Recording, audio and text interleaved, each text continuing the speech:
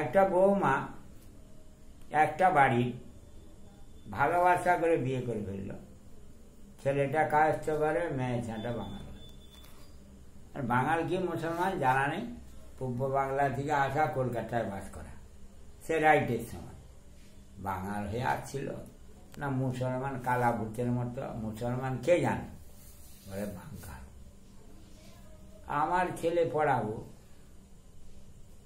কলকাতা ছাড়া পড়াইতে পারবি? আমি চাকরি করি, মোর 16 বিঘা জমি, বড় ছেলে পড়াশোনা করছে। এই ছোট ওই বৌমা শ্বশুর একটু, বউ তো অনেকদিন আগে মরে গেছে, রাঁড়ের ঘর যেতে আসতো। ওই মাস্টার শিক্ষিত, দাদু তুমি মুখে যদি টাকা থাকে 1000-5 টাকা দিয়ে ওই যে শিখণ্ডি নারীগুলা ঘুরে মারে দেয়, বলে যৌবন আছে, রূপ আছে, সব আছে, কাম নেই।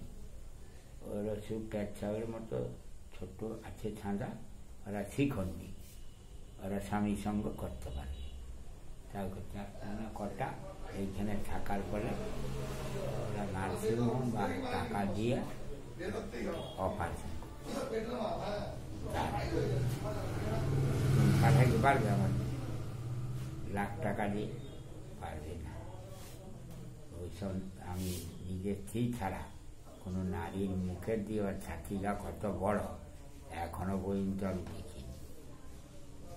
কতগুলো কি বুড়ো বুড়ো গুলো, আগে শালা তোর মারও যেমন আর 5টা নারী, হ্যাঁ উপহাসি করতে, তার 30 বছরে মরে যায়, 40 বছরে মরে যায়, 50 বছর যেতে পারেনি মরে যায়, আমি 96 বছর।